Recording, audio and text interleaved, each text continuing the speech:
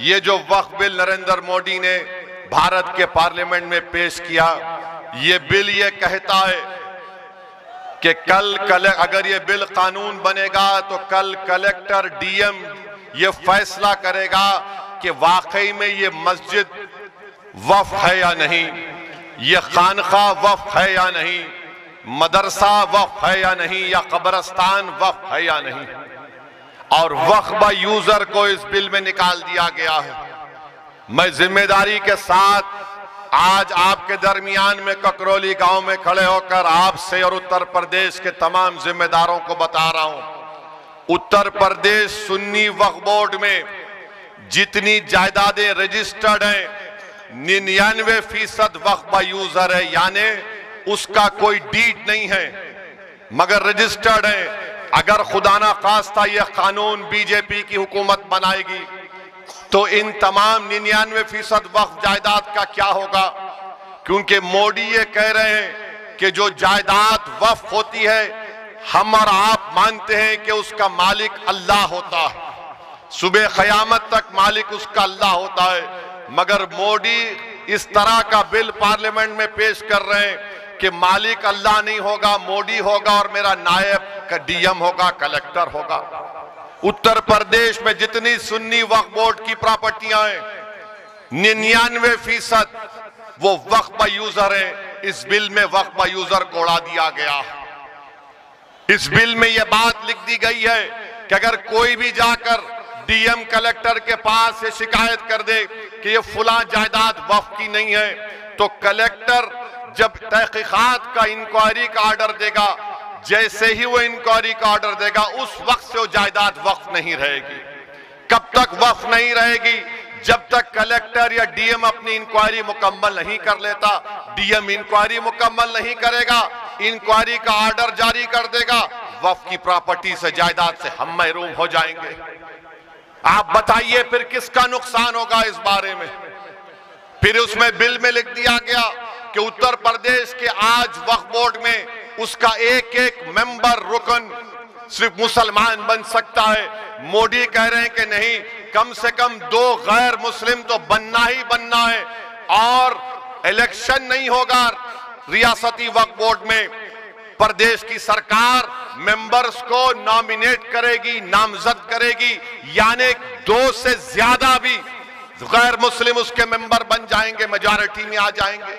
मकसद एक ही है कि मोदी ये चाहते हैं कि भारत से वक्फ की जायदादों को खत्म करके रख दिया जाए। मस्जिदें वक्फ ना रहे, दरगाहें ना रहे, खानखाएं ना रहे, कब्रस्तान ना रहे। इसीलिए मोदी ने इस तरह के बिल को भारत की पार्लियामेंट में पेश किया है। मैं आपको खबरदार कर रहा हूं, मैं आपको बाखबर कर रहा हूं, अगर आज आप नहीं जागेंगे, इस बिल के खिलाफ सदाए एहतजाज नहीं बुलंद करेंगे, तो याद रखिए हम अपनी वक्फ जायदादों को खो देंगे और बाद में रोने से कोई फायदा नहीं। अभी आपको उठकर एक मुस्बित पैगाम देना है, और पैगाम देने का तरीका यह है कि 20 तारीख को जब आप वोट डालने जाएंगे तो आप इसलिए भी पहला अपना वोट इस्तेमाल करेंगे ताकि मोदी को मालूम हो जाए कि हम इस वक्फ बिल को कबूल नहीं करते जो हमारी मस्जिदों को छीनना चाहता है। हम मीरापुर से आरएलडी को हराएं ताकि जयंत चौधरी को मालूम हो जाए कि आप हमारे वोट हासिल नहीं कर सकते जब तक कि आप वक्फ बिल की मुखालिफत में जयंत चौधरी नहीं खड़े हो जाएंगे। तो क्या आप इस वक्फ बिल के खिलाफ वोट देंगे 20 तारीख को? क्या आप अपनी मस्जिद, दरगाहों को, खानखाहों को बचाएंगे? आपने इंशाअल्लाह कह दिया, मगर याद रखिए अगर आप मुत्तहदा तौर पर अपना एक एक वोट मोदी के इस काले बिल के खिलाफ इस्तेमाल करेंगे तो मोदी को भी पैगाम मिलेगा, जयंत चौधरी को भी पैगाम मिलेगा कि मीरापुर की जनता ने जो फैसला दिया है वो सिर्फ मीरापुर की हद तक महदूद नहीं है, बल्कि वो पूरे उत्तर प्रदेश की आवाम ने एक फैसला दिया है कि हम तुम्हारे इस कानून, इस बिल को नहीं मानते जो हमसे हमारी मसाजिद को और वक्फ की जायदादों को छीनना चाहता है। अब जब वक्फ का बिल पेश हो रहा था पार्लियामेंट में, कौन खड़े होकर मौसर तरीके से संविधान की दफा 25, 26 का हवाला देकर उसकी मुखालिफत में कौन खड़ा हुआ, वो पार्लियामेंट के रिकॉर्ड में मौजूद है। दूसरे पार्टी के लोग भी खड़े हुए, समाजवादी के नेता अखिलेश यादव भी खड़े हुए, बिल के बारे में बोलने के बजाय वो कोई और दास्तान सुना रहे थे, वो कोई और ही दास्तान सुना रहे थे। तो मेरे अजीज दोस्तों और बुजुर्गों, याद रखिए, अगर आप मौजूदा हालात में अपने वोट से अपने नुमाइंदों को कामयाब नहीं करेंगे तो जो बरसों से हमारा इस्तेसाल चल रहा है वो जारी और सारी रहेगा। अगर MIM पार्टी जीतती है तो यहां पर भारत की जमहूरियत मजबूत होगी, गरीबों और मजलूमों को एक आवाज मिलेगी, क्योंकि आपने समाजवादी को कभी वोट दिया, कभी बसपा को वोट दिया, कभी RLD को वोट दिया। आप सिर्फ वोट देते हैं मगर आपकी आवाज कोई नहीं उठाता, कोई आपके लिए लड़ने के लिए तैयार नहीं होता। मैं आपको बता रहा हूं, आप याद रखिए, फैसला तो आपका है, जमहूरियत है, आप जिसको चाहे वोट दे दें, मगर अगर आप इस बार भी इस डर में आ जाएंगे कि नहीं नहीं ये अरशद राना जीतेगा या नहीं जीतेगा, मेरे भाई, जब जंग करना है जमहूरियत में तो जंग खूब तरीके से करनी चाहिए। हमारा मामला यह है कि जंग करने से पहले हम नतीजे पर पहुंच जाते हैं, जंग करने से पहले हम नतीजे पर पहुंच जाते हैं। अरे हम हार गए तो कैसा, अरे मेरे भाई, मिसाल दे रहा हूं समझाने के लिए, बुरा मत मानिए।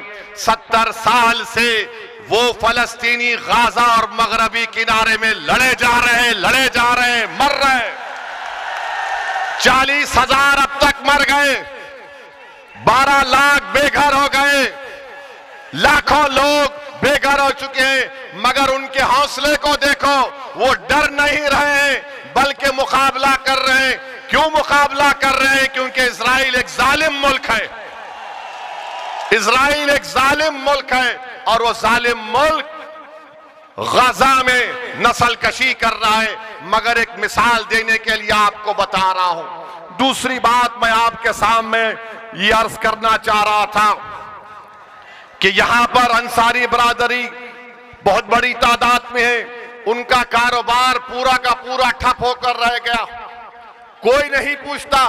आप देखते जाइए बीजेपी क्या कर रही है। जो भी अल्पसंख्यक समाज के लोग अपने हाथ और खून पसीने की कमाई से अपनी जिंदगी गुजारते, उनकी कारोबार को, उनके बिजनेस को खत्म कर दिया जा रहा है, मगर कोई आवाज उठाने वाला ही नहीं, कोई लड़ने वाला ही नहीं। चुनाव आ गया तो सब आ जाते हैं कि भैया को जिताओ, दरी बिछाओ, अपनी जवानी को कुर्बान करो, उसके बाद हम ही मरते हैं, उसके बाद हम ही मरते हैं। तो मेरे अजीज दोस्तों और बुजुर्गों, मेरे भाई आप सुनिए, हाँ जिंदा है, आप भी जिंदा है, हम भी जिंदा है। हम और आप जब तक जिंदा है उस वक्त तक कयामत नहीं आने वाली, अल्हम्दुलिल्लाह। अब तीसरी जो अहम बात हम आपको बताना चाहते हैं, यहां पर आप जानते हैं कि मजलिस पार्टी जब लड़ रही है तो मुझे बताया गया कि हस्बे आदत, हस्बे रिवायत हमारे जो सियासी मुखालिफिन हैं वो बोलना शुरू कर दिए, भाजपा का फायदा हो जाएगा, भाजपा का फायदा हो जाएगा। कहां से फायदा होगा मुझे बताओ। अच्छा, यहां पर एक और विधानसभा में उत्तर प्रदेश में चुनाव हो रहा है, करहल में हो रहा है। करहल में बीजेपी का उम्मीदवार कौन है? अखिलेश के भाई धर्मेंद्र का बहन वही लड़ रहा है। तुम अपने परिवार को नहीं रोक सकते और तुम आकर यहां पर मीरापुर में कह रहे हो कि मजलिस लड़ रही है तो फुलां को फायदा हो जाएगा। अरे तुम्हारे भाई का बहन भी लड़ रहा है, यानी तुम्हारे परिवार हर पार्टी में बैठकर मलाई और गुलाब जामुन खा लेंगे और हमको वोट ना दे कोई, ये कैसे होगा बताइए आप। और अहम बात, मैं आपको याद दिला रहा हूं 2012 सितंबर, ये मुजफ्फरनगर जिले में आता है। अखिलेश यादव मुख्यमंत्री थे, मुजफ्फरनगर का फसाद हुआ। आजादी के बाद सबसे ज्यादा अल्पसंख्यक समाज के मुसलमान अगर बेघर हुए 50,000, इसी अखिलेश यादव जब मुख्यमंत्री थे बेघर हुए थे। जो खेतों में रह रहे थे, पर्दों के टेंट में रह रहे थे, और यही अखिलेश यादव मुख्यमंत्री थे जब 50,000 लोग बेघर हो गए थे। किसी के माओं की इज्जत लूट ली गई, किसी के बहनों को कत्ल कर दिया गया। आप कैंपों में जिंदगी गुजार रहे थे और अखिलेश यादव सैफई में उत्सव मना रहे थे। मुंबई से एक्टरों को बुलाकर नाच गाना करवा रहे थे। यही अखिलेश यादव थे जिन्होंने बुलडोजर चलाया था उन रिलीफ कैंपों के ऊपर। तो मेरी आपसे गुजारिश है कि याद रखिए, यही समाजवादी पार्टी की हुकूमत थी, यही मुजफ्फरनगर का इलाका था जहां पर यह हुआ था। और जब मुजफ्फरनगर का कांड हुआ, कौन उन कैंपों में जाकर फिर कर उन गरीबों की मदद करने के लिए आया था? मैं 3 दिन इस कैंपों में रहा, जाकर देखता रहा। उस जमाने में मैं आया और हमारे एक दोस्त शाहनवाज साहब थे, मरहूम ज़फ़रयाब जिलानी साहब के साथी थे। मेरे अजीज दोस्तों और बुजुर्गों, ये बात आप अपने जहन नशीन कर लीजिए। 20 तारीख के दिन अपने एक वोट का इस्तेमाल करिए। और फिर इस विधान यहां पर ककरौली गांव में हम पुलिस से भी गुजारिश करेंगे, आप देखते ही हमको चालान मार देते हैं। हमको मालूम आप बहुत हमसे मोहब्बत करते हैं, मगर इतनी ज्यादा भी मोहब्बत मत करिए जो हमारी जेब खत्म हो जाए।